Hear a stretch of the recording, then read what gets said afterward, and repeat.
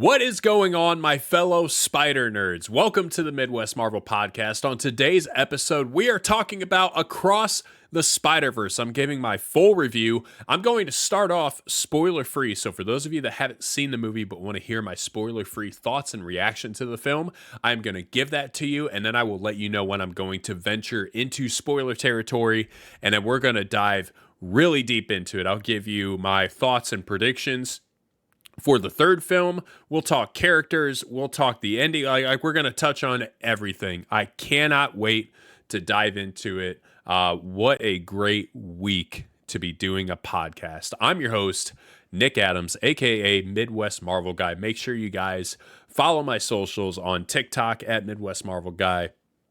Instagram, it's the same. And then I believe that's it. YouTube as well. Make sure you guys go follow YouTube. I'm by myself today, so unfortunately Zeke was out of town, so he's not able to make it to the podcast. He did see the movie, though, so we're going to get his thoughts about that. Coming up next week, hear a little bit about what he thought about the film. But for today, I'm riding solo, but I'm so excited to talk with you guys and give you my thoughts on this film because, wow, that's all I'll say. We'll get into it in a second, but I want to start with, we don't really have any general news this week, at least not anything that I really feel like was super relevant. Oh, actually, that's a lie. There is one thing, because it was pretty much confirmed that Sony is doing a live-action Miles Morales film. I don't know if this is a great surprise to anybody, because I feel like we all felt like we were leaning this way, but it is really nice to hear that now they're really considering it. I have some thoughts about that. I'll give that to you a little bit later on, but either way, really, really exciting stuff if that indeed turns out to be true. So pumped about that. Not necessarily like general Marvel news related, but related personally to me. So I had something wild, at least wild in my eyes, happen to me this past week, just a couple of days ago. So to give you guys a little backstory, a few weeks back, also I apologize, I sound super nasally, I feel super nasally, my allergies are kicking my butt today, so if I sound weird, that's why. So sorry. So back to a couple weeks ago, after we saw Guardians of the Galaxy Volume 3, I made a video, posted on my social media pages, where I basically thanked James Gunn for creating and having a hand in creating the Guardians of the Galaxy films and being such a large influence in why those films turned out the way that they did.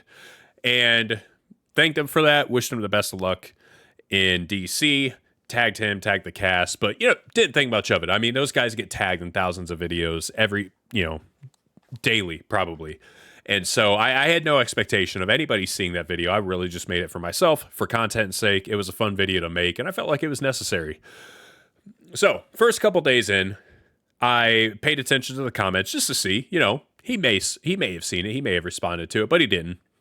And so I didn't think anything of it. The video did start to gain some traction, and I stopped paying attention after a while because there ended up being so many comments. I think there's like 600 comments or something like that on Instagram on the video there. I think there's quite a few on TikTok as well, but not near that many. So I stopped paying attention. And on Friday, after I get back from seeing Across the Spider-Verse, one of my friends comments on my story about seeing Across the Spider-Verse and asks how the movie was. And then kind of offhandedly, he goes, also super cool that James Gunn gave you a shout out. And I thought, what? James Gunn did what? And so like immediately I knew what it probably had to be in regards to. And so I'm looking back on my TikTok. I see nothing on there. And I'm looking through my Instagram page and I see nothing there. I'm looking at my story mentions.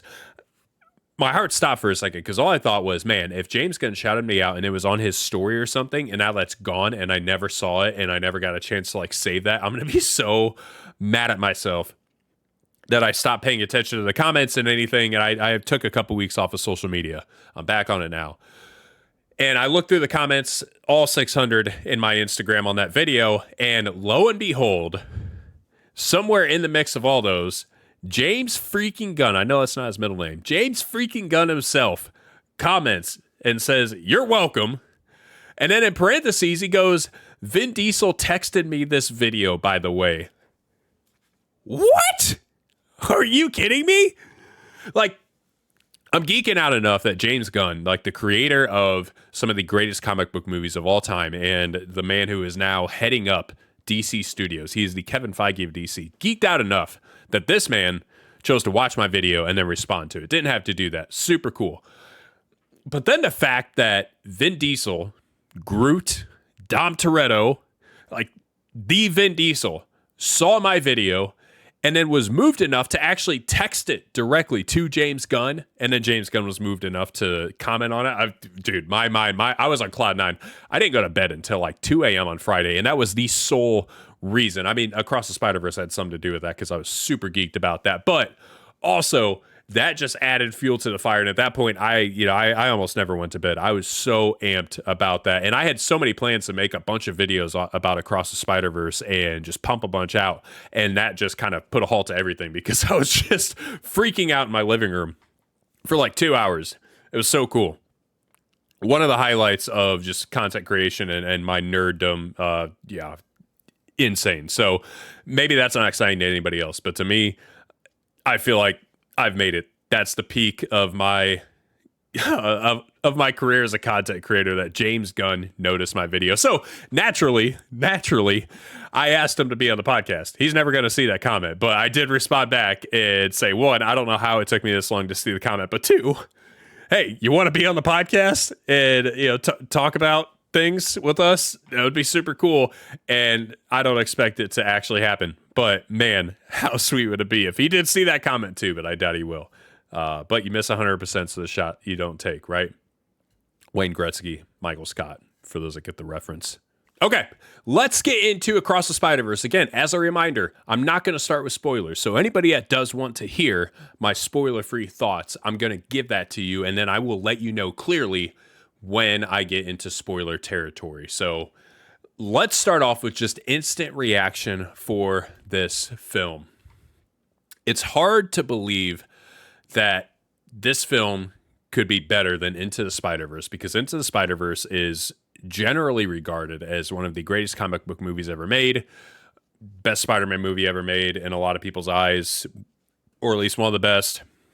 It's just a fantastic film, one of the best animated movies. Like, that's a high bar. And so I don't think anybody would have been disappointed if this didn't quite hit that level. And I'm going to be completely honest. I think it was better than Into the Spider-Verse. This was, and maybe I have recency bias here, so I need to see this again. I need to see this movie like 5 more times if I'm being honest. But I truly feel like this was one of the best superhero movies ever created. I truly feel like this was the best animated movie ever created. And there's a lot, and I'll talk about those in a second. But it was that stinking good. I haven't stopped thinking about this movie since I saw it. It might be one of my favorite movies of all time. I'm just in awe of how good everything in this film was. Everything that made the first film so good, right? The groundbreaking animation. The first film was groundbreaking because it felt like you were literally watching a comic book movie or a comic book come to life on screen. This movie took that feeling and then just went above and beyond with it.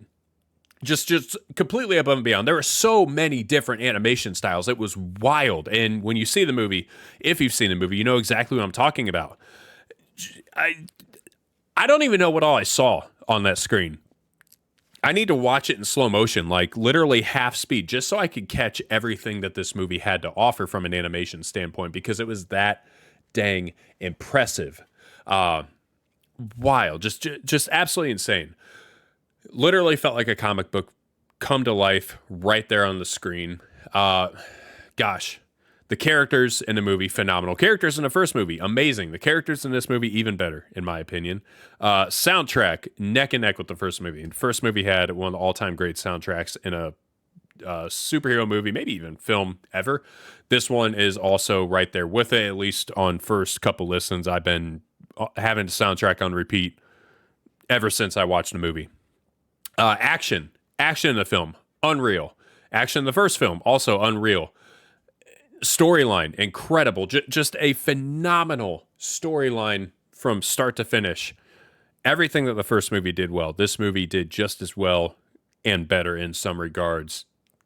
I can't stop thinking about this movie. I can't stop talking about it. One thing I know, I need to see this movie in IMAX. It is a need at this point, not just a want, but a need, because first and foremost, if you haven't seen a movie yet and you're listening at this point, know this, you need to see it in theaters. You have to see this movie in theaters because it is one movie that needs to be experienced on a big screen just because of how visually impressive it is. And also just the sound, the soundtrack, everything. It has to be experienced in a theater with a big screen, big speakers. And for that same reason, I need to watch this movie in IMAX because I truly believe, I've seen a lot of good movies in IMAX. I truly believe that it will be the most impressive movie I've ever seen on an IMAX screen. And I've seen quite a few. So I'm an IMAX nerd. So for those of you that aren't familiar, most theaters that claim to be IMAX aren't true IMAX screens.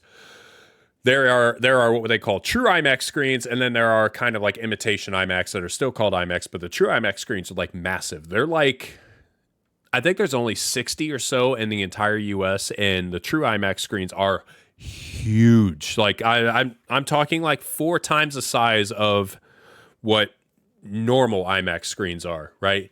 Just massive. Screen as far as the eye can see. Like when you're watching a movie, it's all you can see is just screen on all corners of your eye. It's such a spectacle. And then the sound obviously is just, it blows you away. The quality of sound in an IMAX film is just as impressive as the picture itself. It's so stinking good. But anyway, I digress.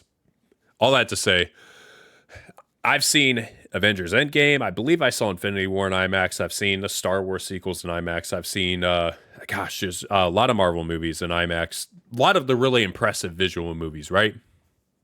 But I don't think any of them will compare to Across the Spider-Verse if I see that in IMAX, just because it is that dang impressive. One thing that I also love about this movie more than the last one is the depth in this movie, the character depth, the story depth. Not that the other one didn't have any of that, it did, but this one took it even further. This one gets so deep into Miles's character and into his just his family life, and really challenges him and stretches him as a character, which is so much of what makes Spider-Man, right? That they get tested, that they get stretched, they have to make the hard choices, right? That's who Spider-Man is. That is Miles in this film. We also get the same depth with Gwen Stacy's character, which I truly love because her character is amazing. And I'll talk more about that here as I get into spoilers. But yeah, it went so deep into her character. And then you had so many other great characters and great storylines. And there's just so much emotion in this film, so much raw emotion. Gosh, I loved it. It's so good. I could just keep talking about it all night, and I'm going to just cut myself off to not just rant and run on, make the podcast 2 hours long. You need to see it. If you haven't seen it, you need to see it. If you have seen it, you know how good it is. I would love to hear your guys' thoughts on your instant reaction, what you think about it. Is it being overhyped? Is it not being hyped enough? Is it properly hyped? Email me. Let me know. Most people I've seen have said that it is one of the best superhero movies, best animated movie, or one of the best. Just a dang good movie, man. And I need to see it again and again and again. But to answer the question, is it the best animated movie of all time? In my opinion, yes, it is. It's got heavy competition, obviously. Into the Spider-Verse is one that's considered one of the best. I was trying to think of some of the others, and all this stuff is completely subjective, right? So everybody has a different idea of what might be the greatest animated movie. I think Toy Story is one of them for sure because of how groundbreaking Toy Story was from an animation standpoint. When Pixar did the 3D animated thing, it was mind-blowing at the time and revolutionized how animated movies were done from that point forward. And look at where we've come. And a lot of that can be credited to Toy Story. And obviously there are other movies that can take credit for that as well. It wasn't the only movie that gave that kind of an influence, but it sure was one of the biggest players. Lion King is another one that was just, has to be universally regarded as one of the best animated movies of all time. Just incredible. One for me personally, I don't know if other people see it this way, but How to Train Your Dragon, to me, that is just a phenomenal, that whole trilogy, one of the best trilogies of all time. Take out the animated tag, it's still one of the best trilogies of all time. I don't know if other people see it that way. I know that movie and that trilogy is regarded pretty high, but I don't know if people have it quite that high. But to me, this was the best animated movie ever. And I think what helps make it that way is that, one, it is the most impressive visually by far. And I don't think that that's an argument at all. I don't you can debate on whether you think it's the best animated movie, but as far as whether it's the most visually impressive animated movie, it's not even a contest. It's not even a contest. It is truly the greatest, most impressive animated movie that's ever been created. The style and the boundaries, the lengths that they went to in this movie are unlike anything we've ever seen. And truly, I think that in the same way that Toy Story changed animation forever, I think this film will do that. We saw some of that with Into the Spider-Verse. Into the Spider-Verse has influenced animation since, and we've seen quite a few movies start to take on that style. One that I just saw recently, it's been out for a while, but the Puss in Boots, The Last Wish, I think that's what it's called. That had a very Spider-Verse-esque animation style. Phenomenal movie as well. Like so good. But the animation style in that, super cool. And there have been a couple other movies that have adopted that like those are Spider-Verse style films. But I think we're just scratching the surface of that. And I think this is going to be the film to just blow the door open. I think we're just going to start seeing the boundaries of animation get pushed because everyone's going to see this and think, man, like this is where we could go and we can even go beyond that. Hold on, buckle up, man, because it's going to be incredible. But not just from that standpoint, I also think just the fact that the story, the characters, the action, all that soundtrack, all that is so good, make it the best animated movie of all time, in my humble opinion. You may disagree. That's totally fine. Agree to disagree. Love what you love. For me, I think it's the best. Like I said, some of this could be recency bias. We'll see it again. We'll see it hopefully a third time, fourth time. Who knows? But I don't know that it is.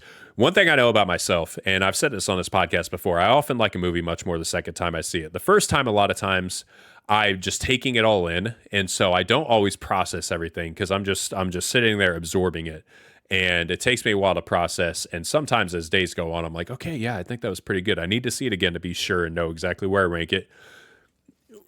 When I know that a movie is all-time great is when I walk out of it just in awe, just blown away, and immediately I'm like, yep, that was one of the best I've ever watched.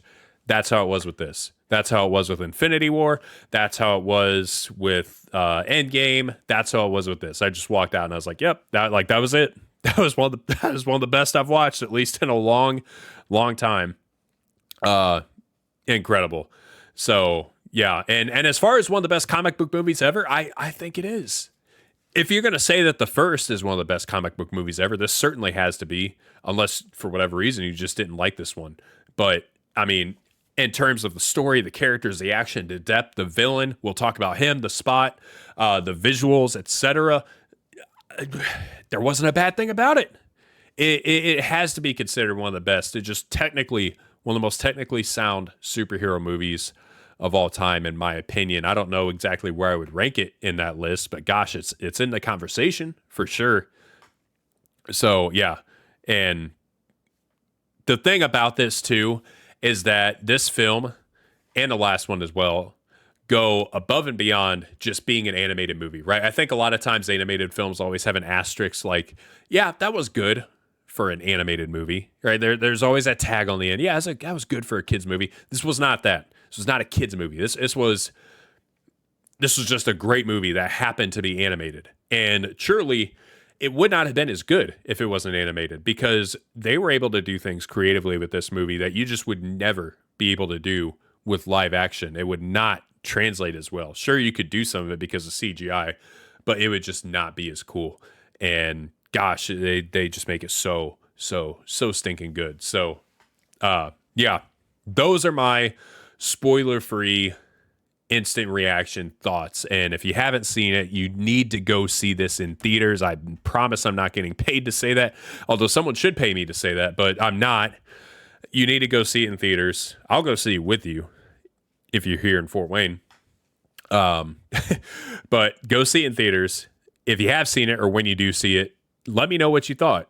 Email me or comment on social media. Let me know what you thought about the movie. Would love to dialogue with you. That's why I do this. But yeah, so at this point, spoilers are coming. So for those of you that have been listening and you haven't seen the movie, just be warned, like I'm getting into the spoilers now. And so I don't want to ruin that. I don't want to ruin that experience for anybody. So fair warning, spoilers are coming up in 3, 2, 1. All right. If you're still here, I'm assuming that you're okay with spoilers. So let's get into it. Let's talk about the Spot. Okay. The villain of this film. I was not sure what I was going to think about this villain because I knew nothing about him.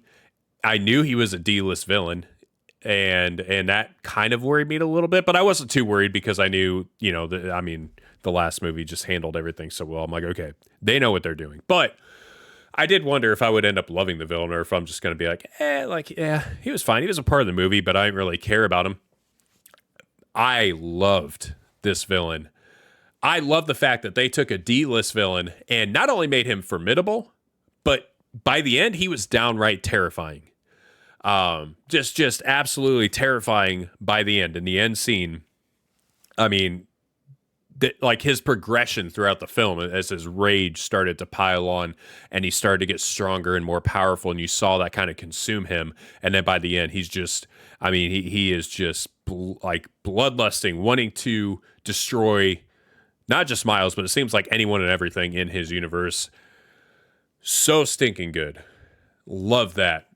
Just a little backstory on the Spot. So in the comics, this character is essentially, he's a joke villain. He's a complete joke of a villain. They kind of poke fun at him in the comics. He's not really a threat to Spider-Man. He just gets his butt handed to him all the time. And even in the comics, he joins a team of villains known as the Legion of Losers. So that kind of tells you everything you need to know. Like, he is not a villain that's taken seriously. And it's kind of a bummer because his powers are insane. Power-wise, he might be Spider-Man's most formidable foe. But he's not treated that way in the comics. He's just kind of treated as a joke. And he never really poses a real threat to Spider-Man in the comics. And so we kind of got that impression in the trailer too, right? And in a trailer, and even in the start of the movie, it starts out, he's just kind of a, comic relief. Like, oh, this guy's kind of funny, and Spider-Man handles him fairly easily and ties him up.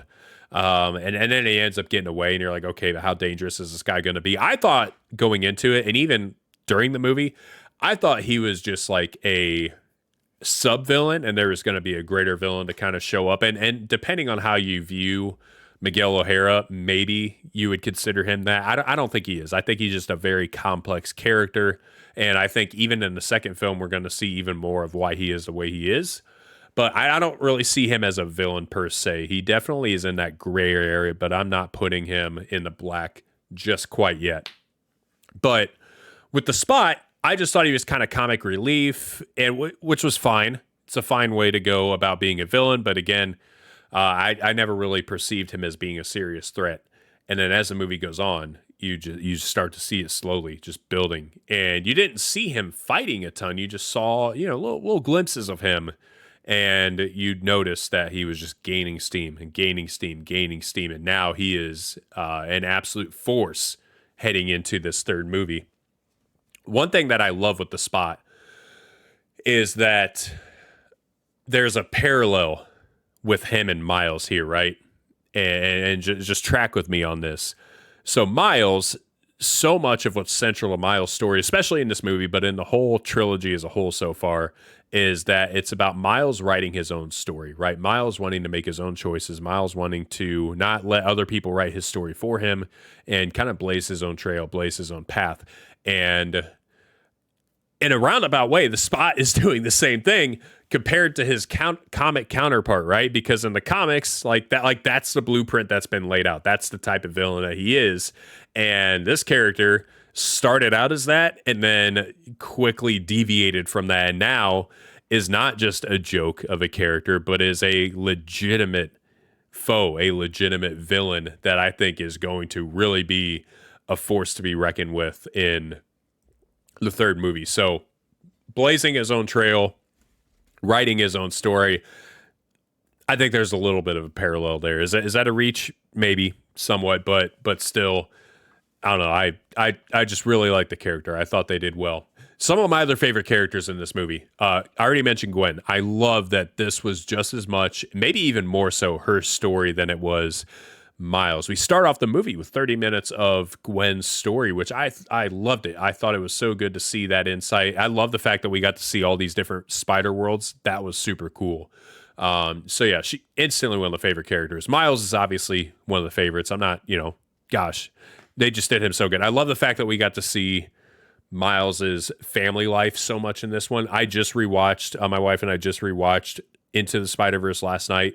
Still just as good. Nothing's changed on that. But you do realize after watching Across the Spider-Verse and then Into the Spider-Verse, how little Into the Spider-Verse actually focuses on his family. It's not really a big point of emphasis in the first film because it is such a coming-of-age story for Miles. Now in the second film, we do see his family life and how that's starting to really affect his life as Spider-Man, and he's learning to balance and juggle the two, which is also such a big part of who Spider-Man is in every universe. So I love that we got to see that aspect, and we got to see him wrestle a lot with that. Miguel O'Hara, Spider-Man 2099, loved him. Unbelievable. He's a super complex character, and I love me some complex characters. I love me some like anti-heroes or, villains that kind of ride the line. And I said I don't think he's really a full villain. I do think he's wrong in some regards, but also he makes a very good point, and he's got a reason for everything that he's done. And, has he been hardened by some of the events of his past? Sure, and he's probably taking that to the extreme. But it also makes full sense why he's doing what he's doing and why he has the stance that he does. So, and like I said, I think we're going to figure out more in the next movie about what makes him tick as a character. So I'm really excited to see more of him. Also, can we just say, I think he's the coolest looking Spider-Man that there's ever been. He looks so freaking cool, man. The all blue with the red and the way his mask is. And, dude, it just so stinking awesome. I love his character. Hobie Brown, Spider-Punk, cooler than the other side of the pillow, man. Daniel Kaluuya killed it. I forgot that he was in the film. The whole time we're sitting there watching it, I even leaned over to my wife. I'm like, man, whose voice is that? Because it was so recognizable, and I could not put a finger on it. And then as soon as we got out, she looked, and oh my gosh, it's Daniel Kaluuya. I should have known that. But his character was so cool. I love that his character parallels Miles in so many ways. Like there is a direct parallel to him and to Miles, because he does not want to be put into the mold of every other Spider-Man, and neither does Miles. Like Miles is not about that. Miles wants to do his own thing just because that's what all the other Spider-Man did. He doesn't want to do that. And that's exactly how Hobie is. And so it's funny because the movie starts out with Miles hearing about this guy, and he thinks he has a thing for Gwen, and Gwen has a thing for him, and so he doesn't like him before he meets him, and he doesn't even like him at first because he's like, you're the guy. But it's funny because he's the one that's most like Miles, and I just got so many parallels, so many great details in this film, just with the characters, with the story, references back to the first, everything just unbelievable. All right, so let's talk about one of the other amazing parts of this film, and that is the cameos of this movie, because holy crap, there were so many, and they were so good. And here's what I loved. I love the fact that despite all these cameos, it wasn't a movie that was just like fan service. Now, I love No Way Home. It is my second favorite Spider-Man movie, and I'm going to rank all the Spider-Man movies here toward the end. But No Way Home, there's definitely an element of fan service to a degree, but I still think No Way Home fits the cameos of Garfield and Tobey Maguire super well into the story. They're not just there to appease the fans. Like, they really do contribute to the story, but there's definitely some fan service. These cameos weren't that whatsoever. Like, these cameos were all so good, but they also fit the story very, very well.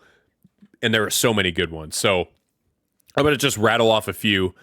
I'm sure we all caught these, but just in case there were a couple you didn't, because there were a few that I didn't. And my wife actually caught one of them, or maybe she looked it up.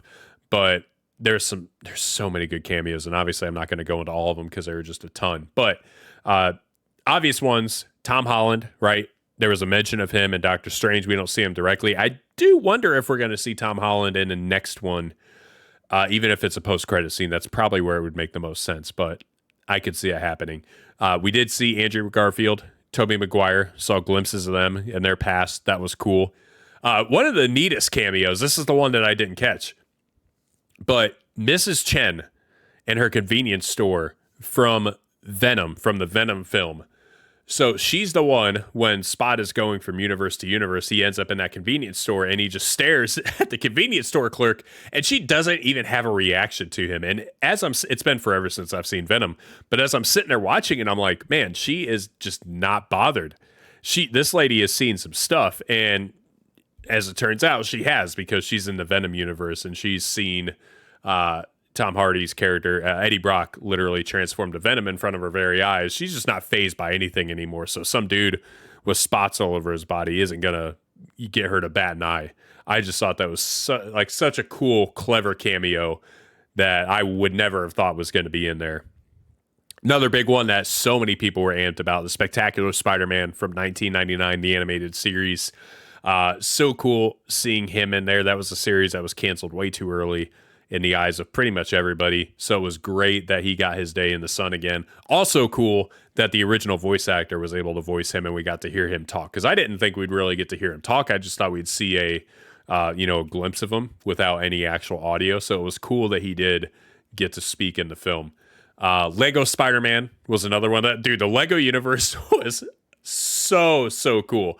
I love that. That was such a neat piece of animation, having that in there. Fantastic. The PlayStation Spider-Man, that was cool to see the video game Spider-Man in there. But one other actually two other cameos. But so one of my favorite things about all the Spider-Man films is that I love that out of all the different variants across all the different multiverses, one thing is universal and universally agreed upon, that J.K. Simmons is J. Jonah Jameson. I love that, because even in this film, there were multiple variants of J. Jonah Jameson, and all of them were voiced by J.K. Simmons. And J.K. Simmons voices J. Jonah Jameson in the Tobey Maguire Spider-Man universe and the Tom Holland Spider-Man universe. Literally one of the greatest comic book castings of all time. It is on the Mount Rushmore without a doubt, because the man is literally him. He is J. Jonah Jameson. He's the physical embodiment of that character, and it's so cool that he just continues to pop up in every universe. So that was one of my favorite cameos. But let's talk about my absolute favorite cameo in the entire film, and that was seeing Donald Glover as Aaron Davis, aka the Prowler. So this was so cool, and gosh, if you don't know the history behind Donald Glover and Miles Morales, I'm about to educate you, because this might be one of the coolest things about the entire film. Such a super neat story. So for those of you that aren't aware, Donald Glover, and if you don't know Donald Glover, Childish Gambino, he was Troy Barnes in Community, and he's been in a lot of other stuff since then, obviously, but he's just amazing talent, super good talent, one of the funniest people on the planet, in my opinion, and just incredibly intelligent. So intelligent. But Donald Glover basically created Miles Morales. If you didn't know, Donald Glover basically created Miles Morales. So let me break this down for you. A little timeline here, right? So back in 2010, around that time, Sony was looking to reboot the Spider-Man franchise. And we know that reboot became the Amazing Spider-Man films. Around that time, Donald Glover, knowing that Sony was doing this, stated that he thought it would be cool to be Spider-Man. Just kind of an offhanded comment. Nothing like, it wasn't like he was super hard campaigning for it. Just an offhanded comment. But with that offhanded comment, the internet just ran wild with it. I mean, just went ablaze at the thought of Donald Glover being Spider-Man. So many people were about it. So many people were behind him on that.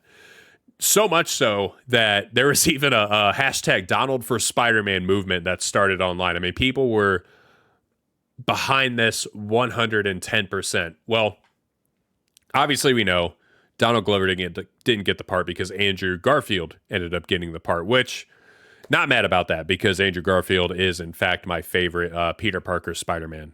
Yeah. I mean, I just think Andrew Garfield is the best Spider-Man version or Spider-Man character. Yeah, he's the best Spider-Man. He's not the best Peter Parker. I think the best Peter Parker is between Tom Holland and Tobey Maguire, but Andrew Garfield, I think, is the most spider-like of all the Spider-Men and uses his abilities in the most comic-accurate way. Also, his quippiness and just the way that he talks. I think that all of that is just the quintessential Spider-Man. I also think he's the best actor out of all three of those. So anyway, I digress. Andrew gets the part, but that's not where this ends. So in the season 2 premiere of Community, there is a scene in the opening scene where Troy Barnes, Donald Glover's character, wakes up, gets out of his bed, and he's wearing Spider-Man pajamas. Well, internet goes ablaze again because there was already talk of Donald Glover, Spider-Man. It didn't happen, but now he's wearing Spider-Man pajamas shortly after all this, and that gains a lot of traction. Well, one person that happened to be watching that episode and see that opening scene was none other than Ultimate Spider-Man comic writer Brian Michael Bendis. He was watching that, and at the time, as Bendis was thinking about his next Spider-Man comics, he was trying to imagine what it would be like to have somebody new take up the mantle of Spider-Man. And when he saw Donald Glover dressed as a Spider-Man, that inspired him and the artist Sarah Pichelli to create Miles Morales. And what's cool about this, if you think maybe that's a stretch, okay, Bendis has confirmed, like hardcore confirmed in multiple interviews, that Donald Glover is the direct inspiration for Miles Morales. Like, he is the guy that inspired him. Bendis basically said, like, I looked at him in the outfit and said, now that is a movie I would watch, or that's a comic that I would read. Just so cool that, I mean, what a flex, right? For Donald Glover. Like, you are the direct inspiration for one of the most popular modern superheroes. That is a flex, my friend. That's awesome. But there's more, because it just gets cooler and cooler. So Donald Glover ended up being the first voice for Miles Morales in Ultimate Spider-Man Season 3. So that's freaking cool. Also, Glover played Aaron Davis in Spider-Man Homecoming. Short scene with him. Short scene. Doesn't spend a lot of time in the film, but in that film, he does reference his nephew and how he wants to make the neighborhood safe for his nephew. Well, we know who the nephew of Aaron Davis is. It's Miles Morales, because Aaron Davis is the one who becomes Prowler in the comics and in Into the Spider-Verse. Also with that, Glover makes a cameo in Across the Spider-Verse. It's not a direct cameo, but in one of the scenes in Uncle Aaron's apartment, you could see on the TV that, or Into the Spider-Verse, you could see on the TV and Into the Spider-Verse that the season 2, episode 1 clip of Community with Donald Glover is on Uncle Aaron's TV. And then obviously we know that he got to play the fleshed out Prowler in Across the Spider-Verse and make a cameo as that. So, gosh, how cool would it be to see him as the Prowler in the MCU? That would just be fantastic. So, all in all, how cool is it that things have come full circle for Donald Glover? Like, this man went from campaigning to be Spider-Man, didn't get it, which, it is what it is.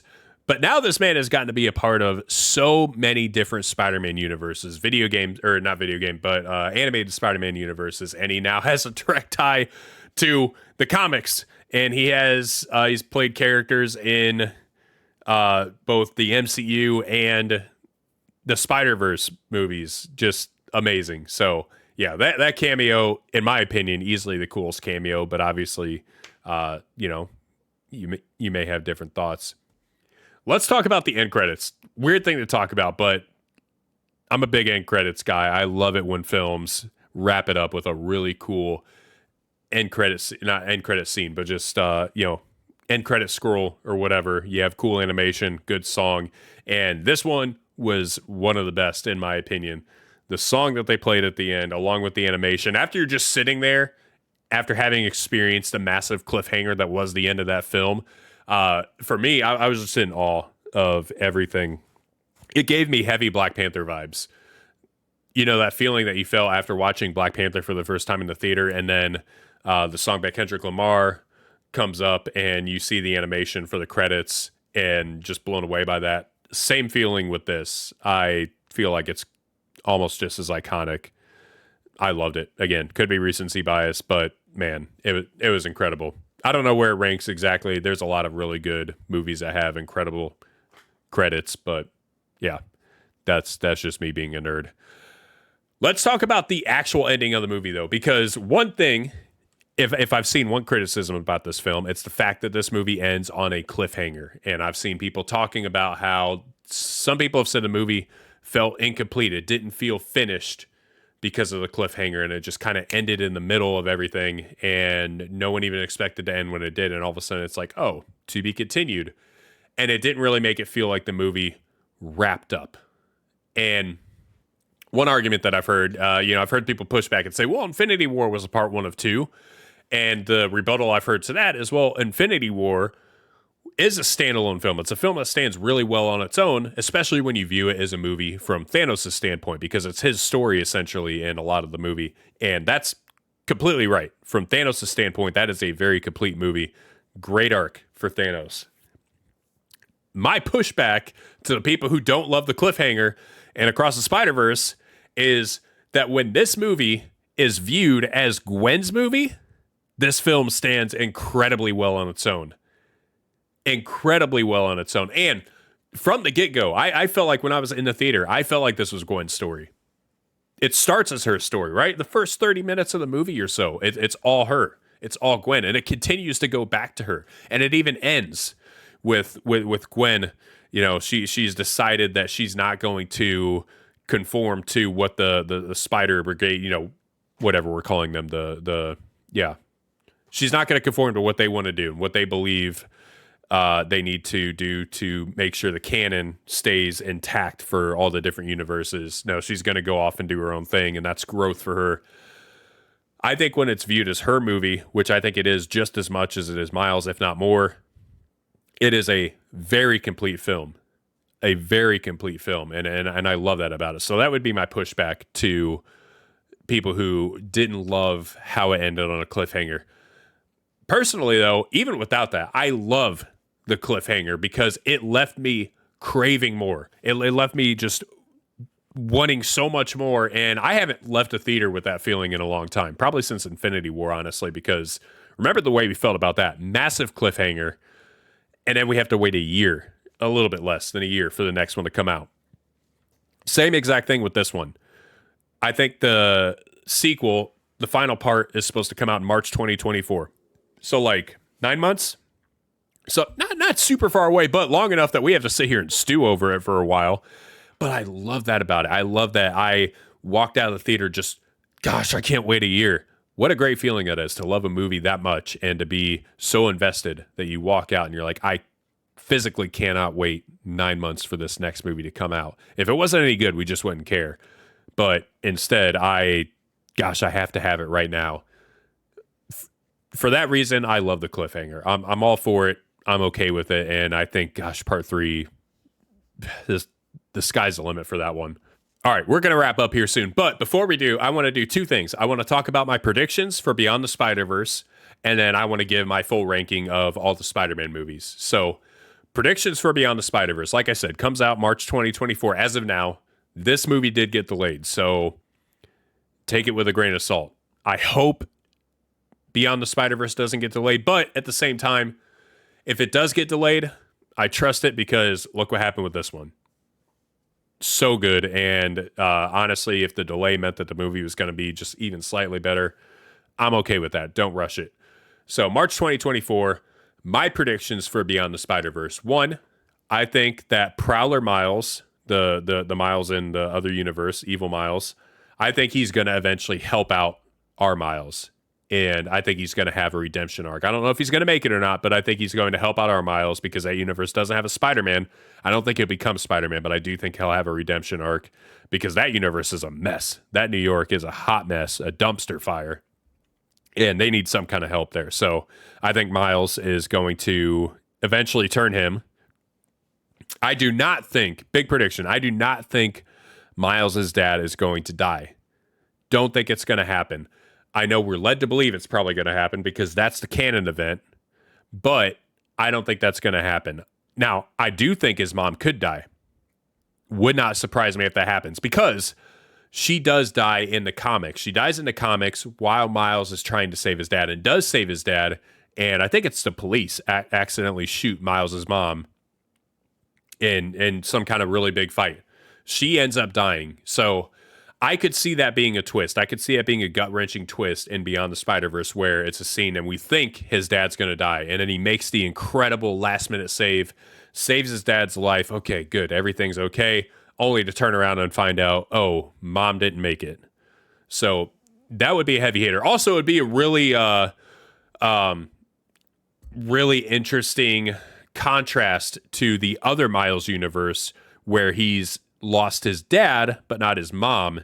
And so for that reason, I could kind of see it to where our universe's Miles, or not our universe, but the Miles we know, loses his mom, but not his dad. I don't know.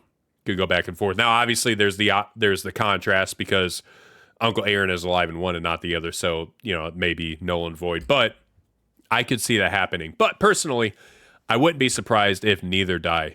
Reason being is because, as I said before, one of the central themes of the entire trilogy is that Miles does not fit the mold of every other Spider-Man. He wants to write his own story. He doesn't want other people telling him what his story is supposed to be. Nothing about Miles has ever been traditional, right? He's the first black Spider-Man. His powers are different than any other Spider-Man's powers. Nothing about him is traditional. So it would make perfect sense, and it would be a perfect parallel that he also doesn't experience that tragic canon event like every other Spider-Man has, that he's the one that finally breaks that mold, and it's okay. It's not going to ruin everything because he's always been different, and he's always been just constantly shattering the mold that's been set for him. So that's my prediction on that. One prediction, I feel like this could happen. I want it to happen. I could see there being a Portals type scene, like an Avengers Endgame where all the portals came and the superheroes came back to fight Thanos. I could see that type of scene with the Spider-Man to fight the Spot where Miles thinks he's on his own, or maybe it's just him and his friends, and they don't think that Spider-Man 2099 and the rest of Spider-Man are coming to help because they ultimately want the canon event to happen because they feel like it's what's best for the multiverse. And at the 11th hour, the other Spider-Men show up from outside the multiverse to fight the Spot, who I think is just going to be insanely powerful. So I think it's going to take that many Spider-Men. How cool of a moment would that be? Just to do it in their own way, obviously, but a nod to Portals, that would be awesome. I would lose my freaking mind in that theater if that ended up happening. And I think it's a legitimate possibility. I think it's setting it up well. Along with that, I do think Miguel and his crew are ultimately going to choose to help Miles. I think at the end of the day, they're going to realize that maybe they are going a little bit extreme with their viewpoints on the canon events, and that, like Miles said, he can do both. And I know that's not always been Spider-Man, but again, Miles does not fit the mold of all the other Spider-Men. So my last prediction is that I think Miles will end up in the MCU. I think somehow Miles will end up getting, multiverse portaled or whatever, teleported to the live action MCU. And I don't think it'll happen in the actual movie. I think it would be a post-credits thing because I think it would take away from the movie itself if that's how it ends.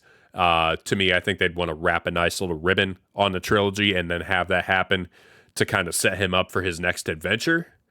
But yeah. It'd also be interesting to see who is going to play the live action Miles because, I don't know why I'm blanking on his name, but the actor for Miles, the voice actor for Miles in Spider-Verse, definitely too old to play Miles in live action, unfortunately, because he does such a great job voice acting, but I just don't think he'd be able to make it work. I could be wrong, but he's definitely older. Shameik Moore, now it came to me. So I'd be curious to see who ends up playing Miles. I think Caleb McLaughlin could be a interesting choice, but I don't know that he's Afro-Latino though, and that's a big part of who Miles is. So you got to make sure that that's in there as well. So yeah, those are the predictions. As we finish up, though, let's do my ranking of all the Spider-Man movies. Now, I just came up with this today, and to be honest, I'd probably switch some of these around had I seen all of them recently. I haven't. It's been a couple years since I've seen all of them, but this is my ranking of all the Spider-Man movies. I will tell you right now, there are some hot takes in here. So, yeah, some of you are going to, lose your stuff as you hear some of these rankings, and that's okay. I have reasons for all my rankings, and you love what you love. I love what I love, but anyway, here we go. So there are 10 of them, 10 that I know of, if I remembered all of them right. So number 10, Spider-Man 3. Tobey Maguire's Spider-Man 3. No real surprise there. That movie stunk. It is the most memeable of all the movies and probably the most quotable of any Spider-Man movie. And I was going through some of those yesterday with someone, and he reminded me of all the incredible quotes in that movie. And I was like, yeah, gosh, it does have those. But as a movie itself, it's bad. If we're just talking about how it is as a movie, it's so cheesy, so bad. Especially as a follow-up to Spider-Man 2. For Spider-Man 2 being as iconic as it was, Spider-Man 3 should not have been that bad. Gosh, yeah, what a terrible follow-up. But anyway, that's number 10. Number 9, this was tough. This was so tough for me. Number 9 is The Amazing Spider-Man 2. Hurts me to put that there because I think the Amazing Spider-Man films are so much better than people give them credit for. Even the second one, I know it's not great. I know it's not the best, but I don't think it's anywhere near as bad as what people say. I didn't even see that film until I think before No Way Home because so many people had told me over the years that it was just awful. And so I was like, okay, I'm not really going to watch it if it's that bad. I don't want to waste my time. And then before No Way Home came out, I felt like I had to watch all the Spider-Man movies, so it included that one. And when I watched it, I thought this is not as bad as what anybody has made it out to be. This is actually a fairly enjoyable movie. Definitely had its flaws, but I don't know. I think people just hate on that one way too much. Number 8 is Spider-Man 1. This is where I think things are going to get controversial. Spider-Man 1, good movie. Not great in my opinion. Green Goblin with Willem Dafoe definitely carries that film. But I personally, this is one of my hot takes.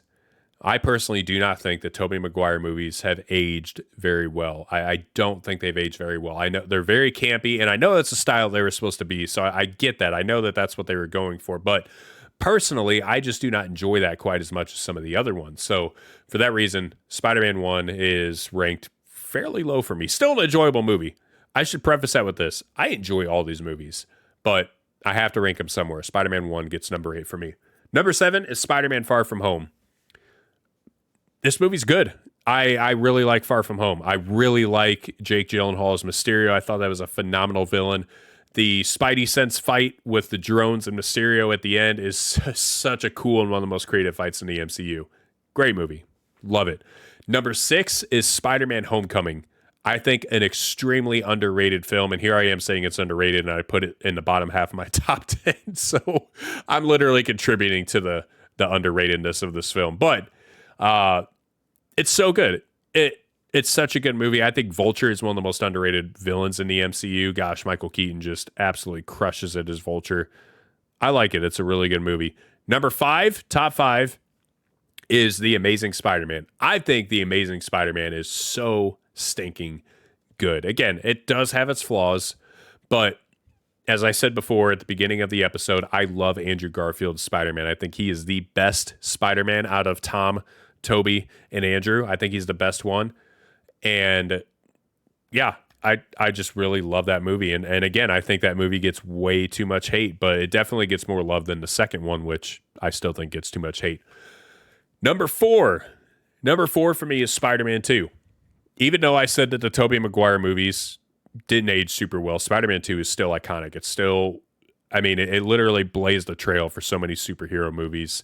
No superhero movie, aside from like the early Superman and then Batman with Michael Keaton, like superhero movies didn't really see that kind of success mainstream until Spider-Man 2. Spider-Man 2 and X-Men, I think, was pretty successful, but Spider-Man 2 just way more iconic. Great movie. Alfred Molina as Doc Ock. Incredible. My number 3 is Spider-Man Into the Spider-Verse. It is very close between this and number 2, but Spider-Man Into the Spider-Verse, such a good movie. I've already talked about it here, but that's my number 3 for me. My number 2 is Spider-Man No Way Home. I love that movie. It was so, so good seeing all of my childhood Spider-Mans in one movie and seeing the villains. I thought Willem Dafoe as the Green Goblin was even better in this than he was in Spider-Man 1. Yeah.